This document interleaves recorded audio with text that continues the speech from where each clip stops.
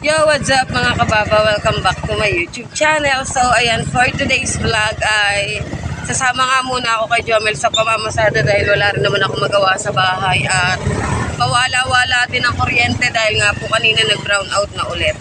And ngayon nga po ay June 9, bali ngayon ay death anniversary ng aking papa. At ngayong araw din nga po ang flight ng Sir Sino ako pabalik po ng US. Ayan. Ingat po kayo Sir Sino ako, have a safe flight and sana po ay nag-enjoy po kayo sa inyong bakasyon. So ayun nga, ngayon ay nasa biyahe na po tayo and tayo po ay may pasahero. Bali nakaligo na rin ako. Time check is 9:04. Bali kanina pa ako nakaligo. Nung nag-brown out, nakabangon na ako nung naglilikit na ako ng higaan namin. Tapos ayun nga, nawala ng kuryente. So nag-decide ako na maligo na para medyo naman ma-presko-presko. At pagkakainit na nga ho ng panahambag, mawawalan pa ng kuryente. Ayan. So, sama-sama muna tayo. Pero ngayon po ay mas matagal pa ang paghihintay ng pasahero kaysa nga po sa biyahe. Sobrang bagal ng biyahe ngayon. Although marami naman mga bisita, kaya nga lang po, ang mga tiga-Bukana ay bihira po ang mamalengke ngayon. Kaya, tiis lang.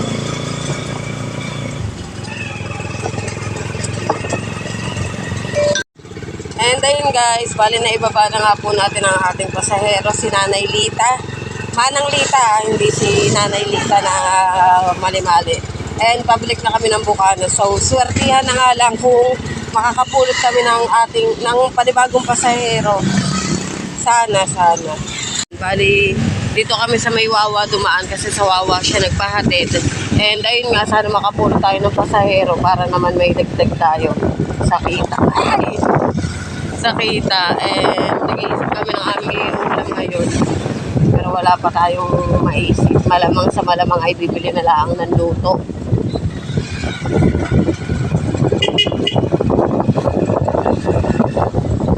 Ilan nga lang nakapila sa paradahan nila Jomel ngayon eh. Kaya nga lang talaga mahina ang biyahe ngayon.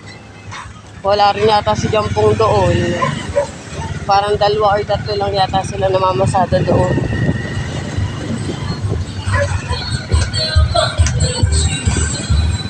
Why?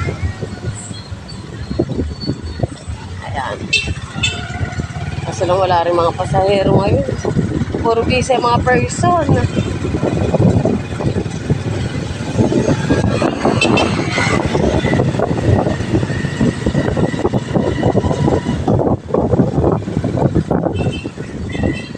And guys, nakawin na tayo. Wala tayo na dampot na pasahero and uwi na ako saglit sa bahay para uminom ng tubig at sobrang init talaga. Grabe, bless! Kala ko kay lumayas na naman eh, hindi ka ako kita nakikita. Inom lang tayo. Ay, bless. Hindi kita nakikita kanina. Kala ko kay lumayas na eh. Ay! Tatapakan. Si kulit. Tubig yan, bless. Yan pagkain. Wala pang pagkain. Wala pang pagkain. Alis. Nangalmot.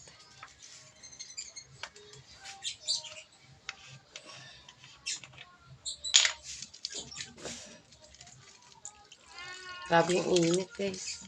Kaya talagang kailangan maya inom. Para hindi tayo dehydrate. Nakalive na rin si Bebe ngayon.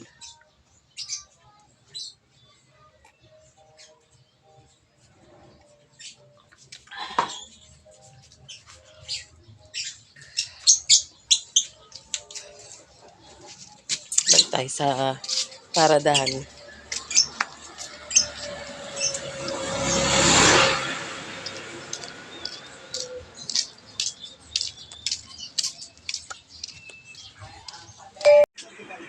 So, ayun guys, time check. It's 10:13 AM and wala pa rin tayo nakukuha ang pangalawang pasahero. Simula nga po na sumama ako. Bali, ang Lulang Lita nga lang ang naging pasahero pa natin. And umuwi nga muna po ako para po magsaing At sobrang init din doon. So, tatawagin naman ako ni Jomel kapag may pasahero na. And sabay na din noon ang pagbili namin ng ulam sa palengke. And ayun nga, habang nandito sa bahay, nanonood muna ako sa live ni Carpenter, ni Bebe. So, yun, dito muna tayo sa bahay. At ayan, nandiyan si Patrick. Si Ace naman po nandun sa may labas namin at nagduduyan. Medyo maaliwalas kapag nakaduyan, lalo at nagalaw-galaw, naugoy. Ayan. So, ayun guys. Kakaintay natin ng kakaintay ng pasahero. Ay, ulam ang dumating sa atin. Ayan. Diba? Dito na lang natin inihaw.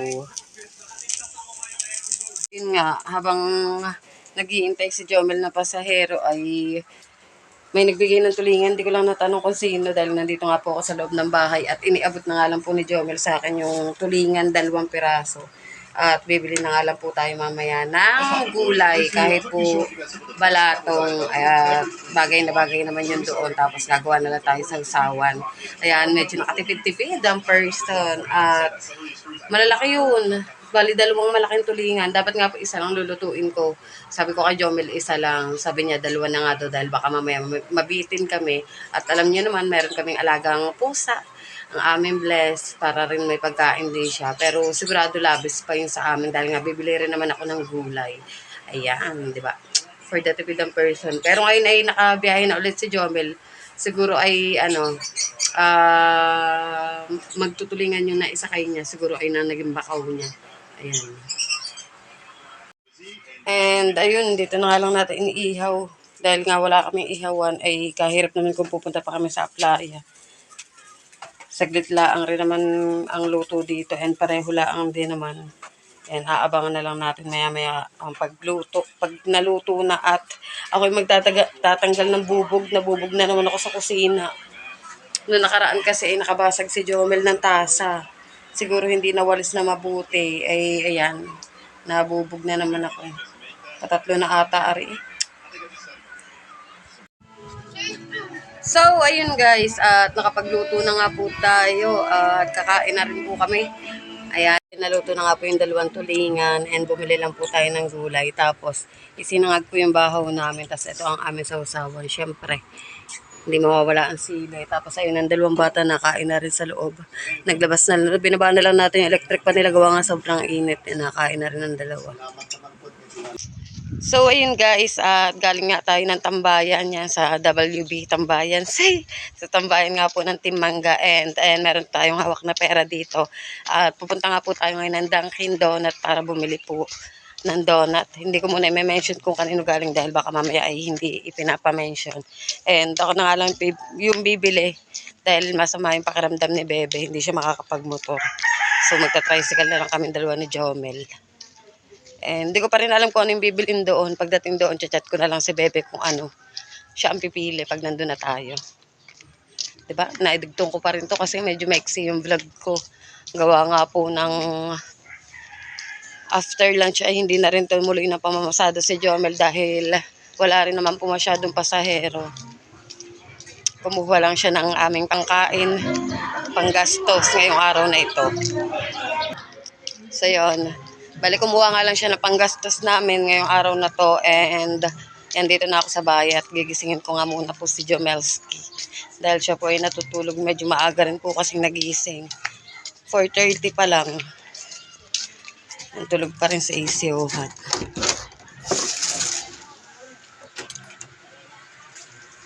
Yan guys. Ayun, sakto.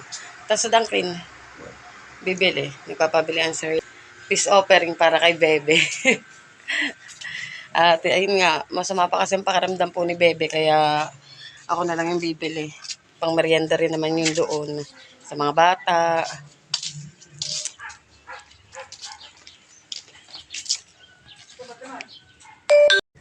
So yun guys, at paalis na nga po kami, papunta na kami ng Dunkin and naka-tricycle kami. Bali, kung mapapansin nyo nga po, hindi na kami masyado nagmomotor. Gawa nga po yung motor ay doon na po nakaparada sa mga tatay. Ginagamit yun ng bayaw ko sa pagtatrabaho. Kaya lagi kami naka-tricycle na lang kapag kami ay naalis. Hindi gaya dati nakakapag-motor pa kami. Dahil ay naman ay sa mga tatay sa biyanan ko. Doon lang siya pinapark sa amin dahil nga po nang may garahe naman kami doon.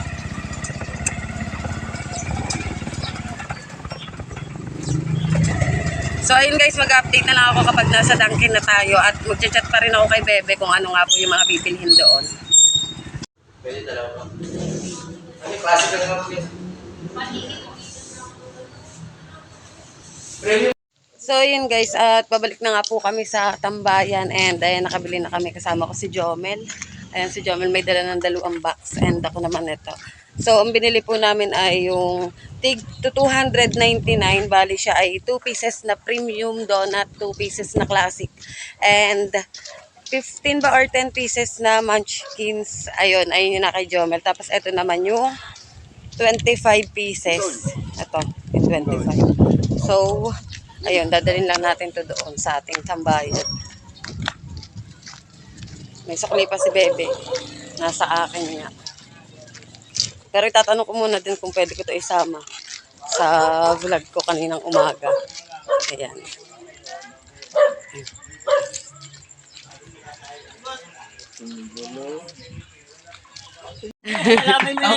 Ayun guys, nandito na kami sa tambayan. Nandito na rin ang ate Kahipon. Kayaman pala kami, mamaya may narinig sa bahay. Sa kanila. Sa humali! And then, nakalive pa rin ang ate Luningning. Kasi may padulot. Wala, hindi ko kinaya. Sino ba yun? Ewan ko ba sa... Bunga nga talaga, oh. Kahit may live or vlog, ganyan talaga siya, oh. Ang malaki nga, oh. Parang na di malaman sabi ng Sir NP. Kasang babae.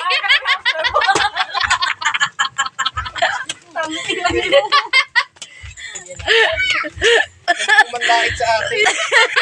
Pangit ka pa sa akin. Ate G, mga bata, sinasalubong ka mamaina ko kung natapos sa isa, oh. Walang iyak.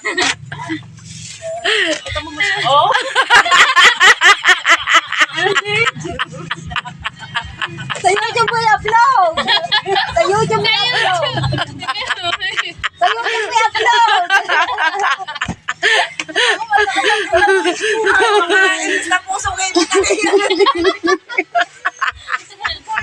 Tawa na naman, tawa. Puro nagtawa na na mga viewers. Ate G, kabalin! Layo nga naman yung sa kanya at sa kate. So, ayun guys, at pauwi na nga po ako pero nandun nga po sa bahay namin si Bebe at saka si Pamela. Bali si Pam ay pupunta ng palengke para bumili ng ulam. And si Bebe naman po ay sasamahan natin para nga po magpahilot. Dahil nga po na ang tuwing hapon nilalagnat po siya. Pero kung hindi nga po siya magiging okay hanggang gabi, bukas po ay magpapacheck up po siya. Pero ngayon po magpapahilot muna po siya. And doon na lang sa amin sasakay para naka-tricycle dahil hindi niya nga po kaya mag-drive ngayon. Maano siya, biglang labas na ng lagnat niya kanina nung nakatambay kami. Nung una, okay naman po siya. Kita niyo naman po sa video. Pero habang natagal nga po ay ayun nga, biglang tumaas yung lagnat niya ulit. So, ayun, sasamahan natin siya ngayon.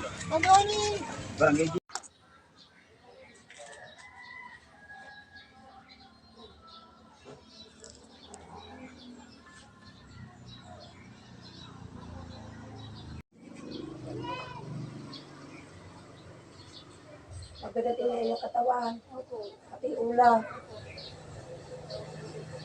Ang isip mo nga parang abag. Hindi, masakit ng tubig. Ikaso sa pa. Ilang araw mo sa tayo ganyan? Ilang araw mo. Saka po yung mga katawan na namaan.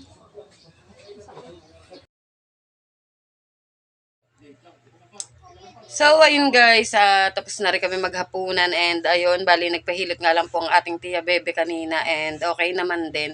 So, sana bukas maging okay na siya. And ayun, maraming salamat po ulit kay Tropa sa kanyang pa-Dunkin kanina and dun din po sa nagbigay ng pizza. Maraming salamat po. At ayun, thank you rin po sa mga nakaabot dito sa pinakadulo ng aking video. Ayan, at time check tayo, it's already 7:43. Ipi-premiere ko po sana to, kaya nga lang ay medyo maikse. 15 minutes lang po yata to, so i-upload ko na lang. Ayan. Ingat po kayong lahat. God bless you all and shout out po sa inyo lahat dyan. Shout out po Sir Mim, Sir Steven, Sir Sino ako. Have a safe flight. Ngayon, Ngayon nga po ay nasa kasalukuyan po nasa airplane na ang Sir Sino ako. Ingat po kayo, sir, and sana po ay na-enjoy nyo itong bakasyon nyo po dito sa Pilipinas. And ayun, shout out Sir Ray Busto, Sir Mike, Sir Gordon, Tita Ruby, Sir Edwards, Kuya Raymond, shout out, Kuya Jerry, Nanay Mofat, Tropa, Mami G, I love you. Sir NT, shout out Kuya Tasyo, at sa iba pa po natin mga solid na viewers. Ingat po kayo palagi and see you po sa aking next vlog. Bye-bye!